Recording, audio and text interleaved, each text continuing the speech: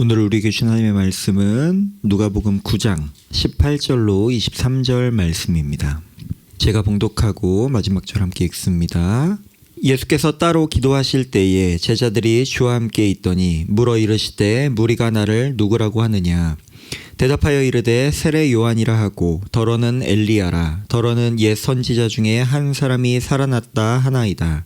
예수께서 이르시되 너희는 나를 누구라 하느냐. 베드로가 대답하여 이르되 하나님의 그리스도 신이이다 하니 경고하사 이 말을 아무에게도 이르지 말라 명하시고 이르시되 인자가 많은 고난을 받고 장로들과 대제사장들과 서기관들에게 버림받아 죽임을 당하고 제3일에 살아나야 하리라 하시고 함께 읽습니다.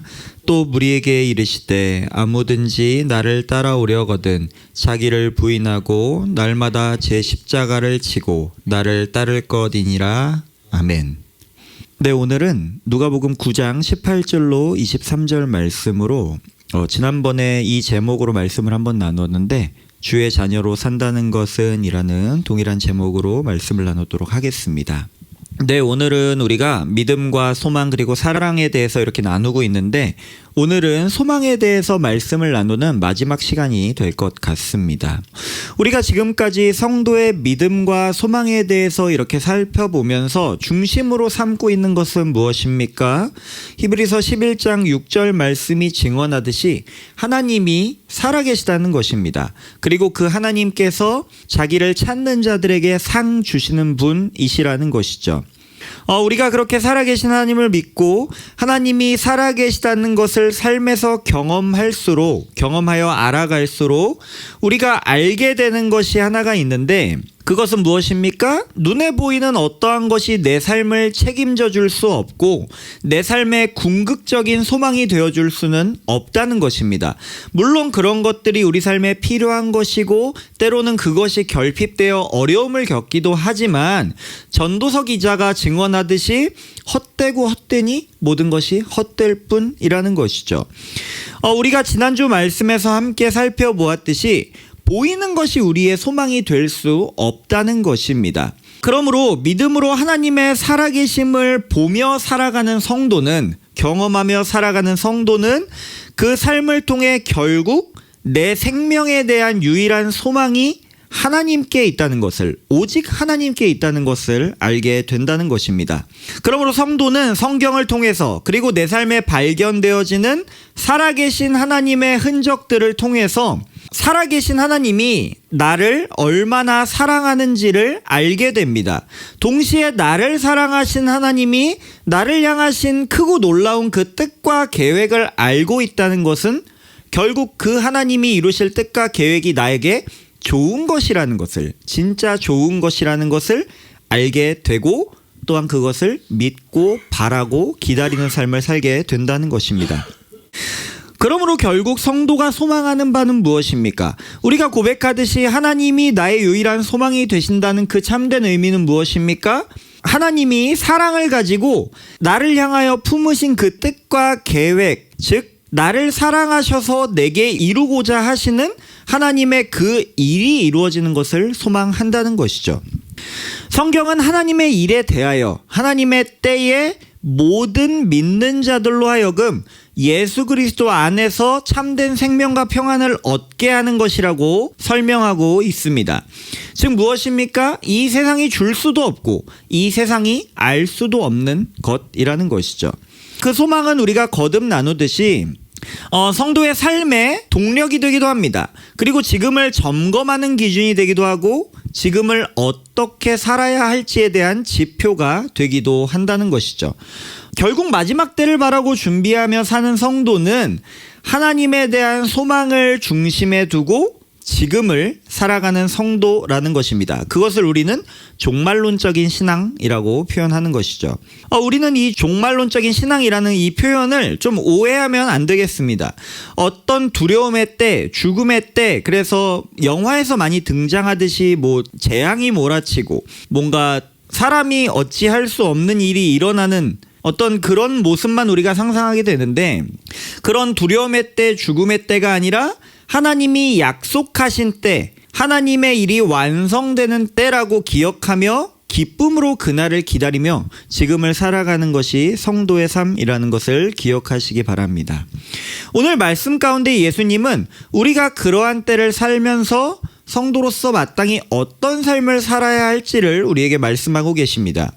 오늘 본문 말씀이 그리고 있는 시점은 예수님과 제자들이 사역을 좀 활발히 하고 있었던 때로 보입니다. 귀신을 제어하고 병든 사람을 고칩니다. 그리고 바로 앞에는 오병이어 사건을 통해서 많은 사람을 먹이신 예수님의 그 사역이 그려지고 있는데 사람들이 예수님을 많이 따르고 있던 때라는 것입니다. 그때 문득 예수님은 사람들이 그리고 제자들이 예수님을 바르게 인식하고 있는지를 점검하십니다.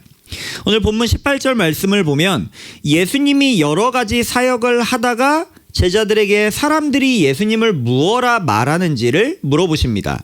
그리고 제자들은 19절에서 사람들이 세례 요한 혹은 엘리야 혹은 옛 선지자 중에 살아난 한 사람이라고 대답하고 있다는 것이죠.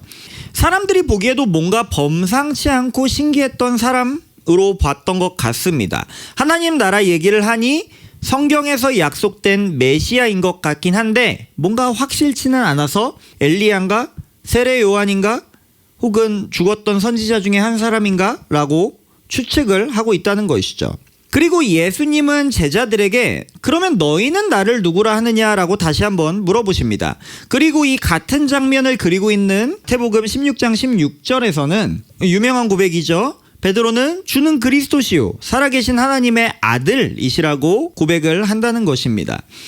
예수님은 이 고백을 하게 하신 분이 하나님이시라고 말씀하시면서 이 고백 위에 교회를 세우겠다고 말씀하신다는 것이죠. 그리스도라는 명칭은 기름 부음 받은 자라는 뜻입니다. 특별히 하나님의 백성을 구원하기 위해 기름 부음을 받고 세워진 자를 지칭할 때 사용되었었다고 합니다. 일반적으로 기름 붓는 행위는 누구에게 하죠? 하나님이 세우신다는 의미를 갖고 왕에게 그리고 제사장에게 그리고 선지자에게 행해졌던 예식이라는 것입니다. 이와 같은 의미에서 예수님께서는 모든 믿는 자의 왕으로서 그리고 모든 믿는 자와 하나님과의 관계를 담당하시는 제사장으로서 그리고 하나님의 일을 선포하시는 선지자로서 우리에게 오셨다는 것을 우리가 생각할 수가 있는데 그 뒤에 이어진 하나님의 아들이라는 고백은 무엇입니까?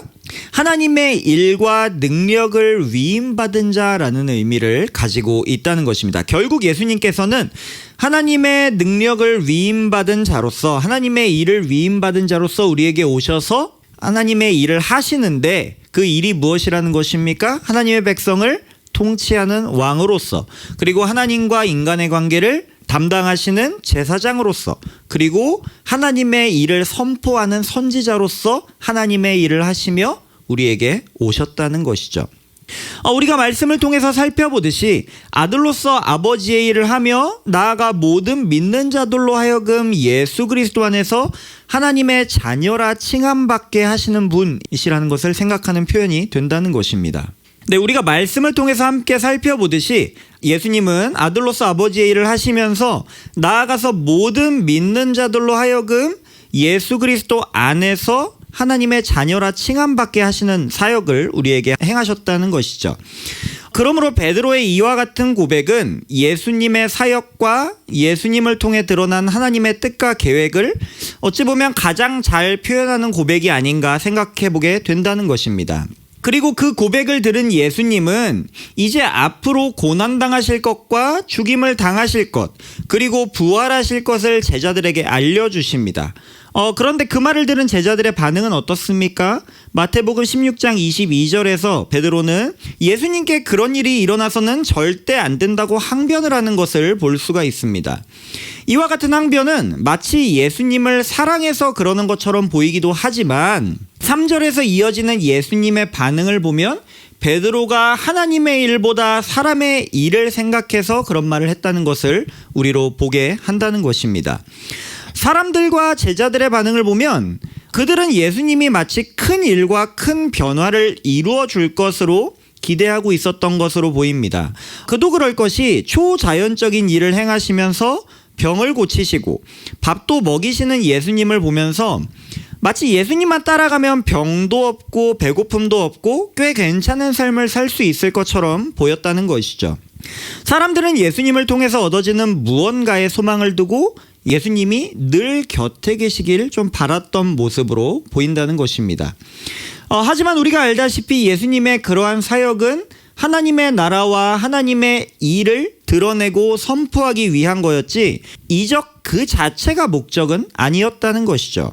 병이나 귀신, 죽음으로부터 자유하게 되는 것, 그리고 때에 맞는 것을 공급하시는 예수님의 사역은 하나님의 나라를 예표하며 우리에게 은혜로서 주어졌던 것이라는 것입니다.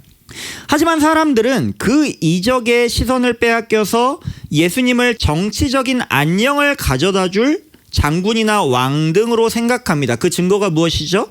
우리가 종려주일로 지키는데 예수님이 입성하실 때에 종려나무까지를 흔들면서 예수님을 맞이했다는 것이죠. 당시에 승리한 장군이나 왕을 맞이할 때 하던 표현이었다는 것입니다. 그래서 방금 전에 예수님을 그리스도시요 살아계신 하나님의 아들이라 고백했던 베드로도 그러한 고백을 했지만 또 사람의 일을 생각하며 예수님을 말리는 모습을 보여준다는 것이죠.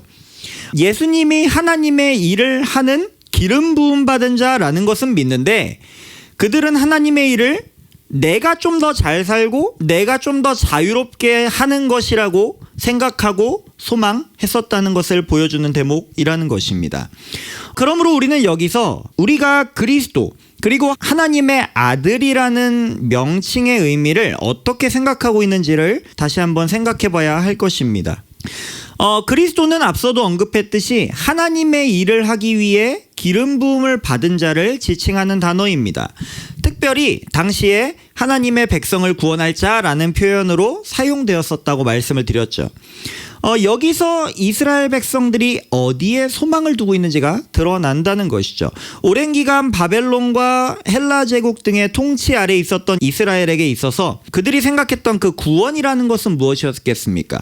해방이라는 것이죠. 우리가 일제의 어떤 압제에서 광복을 경험했듯이 그들도 그 나라의 압제에서 해방되어서 이제 독립된 이스라엘이라는 국가를 갖게 되는 것, 그것이 그들이 생각했던 구원이라는 것입니다. 사실 늘 그래왔습니다. 구약 성경을 보면 타국과의 전쟁은 하나님의 전쟁, 하나님과 그들이 믿는 신의 전쟁이라고 배워왔고 약속의 땅을 정복하는 것이 하나님의 일인 것처럼 보였습니다.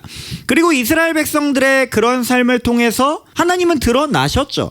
그리고 그들이 왕성하게 되고 부와 번영을 갖게 되는 것은 마치 하나님을 잘 믿는 나라에 주어지는 상처럼 여겨졌다는 것입니다. 그래서 바벨론과 헬라 제국 등의 통치하에 있던 꽤 오랜 기간 동안 이스라엘 백성들은 모세와 같이 정치적으로 그들을 이끌어내어 자유롭게 할 지도자를 바랐다는 것입니다. 그래서 과거 전승에 의하면 예수님 이전에도 메시아로 여겨졌던 그 정치적인 지도자들이 몇 있었다라고 전해집니다. 그리고 예수님도 그런 사람 중에 한 명으로 여겨졌었다는 것이죠. 그런데 우리의 믿음도 이와 같진 않은지를 우리가 점검해야 할 것입니다. 우리가 소망을 어디에 두고 있는지도 마치 이와 같을 수 있다는 것이죠. 오늘 예배로 모인 저와 여러분은 베드로의 고백과 동일하게 예수님을 그리스도시요 살아계신 하나님의 아들로 고백하는 믿음이 있으실 것입니다. 그렇다면 우리가 그렇게 고백하면서 진정 예수님께 그리고 하나님께 바라는 바, 소망하는 바는 무엇입니까? 하나님께 소망을 둔다고 고백하지만 정작 그 본심을 들춰보면 하나님이 채워줄 무언가, 하나님이 보장해줄 내 삶의 무언가를 바라고 있는 것은 아닌지를 점검해야 한다는 것이죠. 이처럼 왜곡된 소망은 하나님에 대한 이해와 인식을 왜곡되게 합니다. 그리고 결국에 하나님과의 관계를 망쳐놓는다는 것이죠. 내가 기도하고 바랬는데, 내가 이렇게 간절히 소망했는데 왜 나에게 내가 원하는 것 이루어주지 않나요? 라고 하나님을 되려 좀 타박하고 원망할 수 있다는 것이죠. 소망하기는 저와 여러분 가운데 하나님에 대한 올바른 믿음과 이해를 가지고 진정 주님 한 분만으로 만족한다는 믿음의 고백이 발견되길 축복합니다. 오늘 본문 23절 말씀은 사람들과 제자들 그리고 저와 여러분이 하나님께 소망을 두고 어떤 삶을 살아야 할지를 가르치는 예수님의 모습을 그리고 있습니다. 예수님은 무엇라 말씀하십니까? 또 무리에게 이르시되 아무든지 나를 따라오려거든 자기를 부인하고 날마다 제 십자가를 지고 나를 따를 것이니라. 아멘. 예수님이 이 말씀을 하신다는 건 그 따르는 삶 이후에 우리에게 주어질 상이 있다는 것이죠. 우리가 히브리서 11장 6절에서도 함께 살펴보았듯이 하나님을 찾는 자들에게 상 주시는 분이시라는 것을 믿어야 한다고 말씀에 강조하신다는 것. 찾으라는 것이죠. 그러면 너희에게 무언가를 주겠다라는 약속의 말씀이라는 것입니다. 자기를 부인한다는 단어는 아파르네오마이라는 단어인데 셀프 디나이, 즉 자신을 잇다, 자기 자신의 이익을 잃어버리다라는 의미를 가지고 있습니다. 나의 이익을 부정한다는 것이죠. 십자가를 지는 삶이 자기 이익을 쫓는 삶은 분명히 아닐 것입니다. 이와 같은 예수님의 가르침과 앞서 언급한 사람들과 베드로의 바람, 그리고 어쩌면 우리 안에도 동일하게 있는 그 욕심은 분명 상충하는 개념입니다. 예수님이 십자가를 지라 하신 것, 자기를 부인하라 하신 것과 사람들과 베드로 그리고 우리 안에 있는 그 욕심은 분명 부딪힌다는 것이죠. 서로 충돌하는 개념이 된다는 것입니다. 이와 같은 예수님이 가르치는 제자의 삶은 마치 그 고생길을 자처해서 나아가는 모습처럼 보인다는 것입니다. 우리가 예전부터 익숙하게 십자가와 고난에 대해서 익히 들어와서 그렇지 우리가 상식적으로 생각할 때는 좀 통념적으로 생각할 때는 자기를 부인하고 십자가를 지고 사는 삶이 소망이 있는 삶이라고 말하는 사람은 아마 없을 것이라는 것입니다. 하지만 우리를 사랑하시는 예수님이 그렇게 따라오라시는 것은, 예수님이 먼저 그 길을 가신다는 것은 거기에 소망이 있다는 것이죠. 당장 내 눈앞에 놓인 고난과 죽음, 그 너머에 계시는 나를 사랑하시는 하나님께, 그리고 하나님이 이루실 하나님의 일에 소망과 믿음을 두고 살아가는 성도의 고백이 된다는 것입니다. 그래서 성도는 나를 올가매는 죽음의 문제보다 하나님이 내게 허락하실 생명과 평안이 더 크다는 것을 믿기에 이 순종을 할 수 있다는 것입니다. 이 말은 반대로 그것을 믿지 못한다면 나를 부인하고 십자가를 지는 선택은 그저 어떤 종교적인 열심이나 의무에 지나지 않을 수 있다는 것이죠. 하지만 하나님이 나를 사랑하시고 나를 사랑하셔서 나에게 이루고자 하시는 하나님의 일이 있다는 것을 믿는 성도는 하나님의 진짜 좋은 것을 신뢰하며 그 선택을 할 수 있다는 것입니다. 그러므로 자기 십자가를 지고 예수 그리스도를 따라 살아가는 성도의 삶은 그 자체가 하나님께 소망을 두고 있다는 것을 증명하는 삶이 됩니다. 지금 나의 상황에 잘 되는 것을 바라는 삶이 아니라 결국에 하나님이 내게 허락하실 진짜 좋은 것을 바라며 사는 삶인 줄로 믿으시기 바랍니다. 지금 내 삶에 필요한 것들보다 하나님께 더 가치를 두는 모습이고 그 자체로 하나님께 드려지는 거룩한 산 제사, 예배라는 것을 기억하시기 바랍니다. 말씀을 마무리합니다. 우리가 거듭 소망을 어디에 두고 있는지를 점검하는 은혜가 있길 축복합니다. 여전히 나의 필요와 소욕에 따라서 소망을 두고 살아가는 어떤 내 모습이 우리 가운데 발견된다면 깨닫고 돌이켜 회개하는 은혜가 있길 축복합니다. 하나님이 우리 각자에게 요청하시는 순종이 있을 것입니다. 우리가 소망을 어디에 두고 있는지가 발견되는 그 삶의 도전이 분명히 있을 것입니다. 나를 부인해야 하고 나의 이익을 거절해야 할 때도 있으며 가끔은 세상이 보기에 좀 바보 같은 선택을 해야 할 수도 있습니다.